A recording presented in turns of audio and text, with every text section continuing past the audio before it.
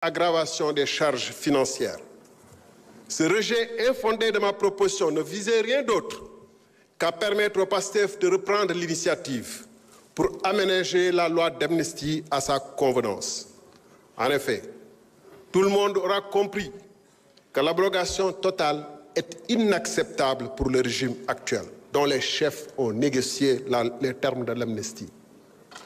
C'est ce qui explique le dilatoire et le clair-obscur que l'exécutif et ses députés entretiennent depuis un an. Au fin d'aménager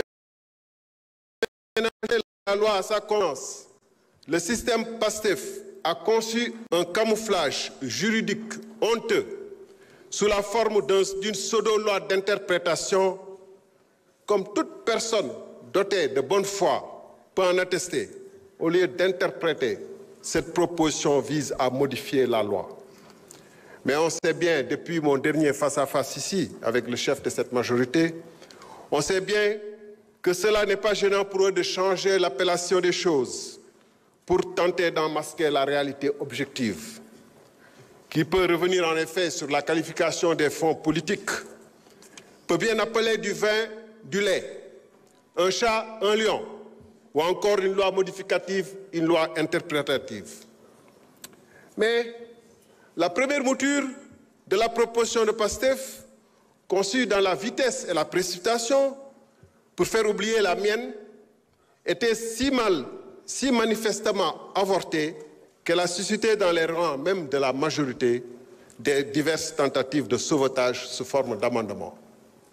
L'histoire parlementaire du Sénégal retiendra que l'auteur d'une proposition de loi en a admis le caractère nul et non abouti en présentant une seconde version radicalement nouvelle, un contre-projet appelé amendement. Ces manipulations honteuses dans la précipitation, au vu aussi de tous, prouvent que pendant un an, PASTEF, ses juristes sans frontières, son gouvernement promettait d'abroger la loi d'amnistie sans jamais avoir commencé à y réfléchir. Chers collègues, la proposition de modification qui nous est soumise est inique et inacceptable, en ce qu'elle invoque, dans son exposé des motifs, les droits intangibles et inaliénables des victimes pour justifier la modification des dispositions de la loi. Mais par un tour de passe-passe juridique, plutôt que de rétablir les droits de l'ensemble des victimes, elle soustrait certaines catégories de criminels qui seraient dans l'exercice d'une liberté publique ou d'un droit démocratique. C'est bien la première fois qu'une proposition de loi protège ouvertement des criminels au détriment de leurs victimes. Là agit une monstruosité juridique, une aberration morale, pour paraphraser un défenseur des droits de l'homme. En vous arrogeant le droit de définir seul ce qui est bon pour le pays, vous excluez les organisations de la société civile qui demandent la concertation.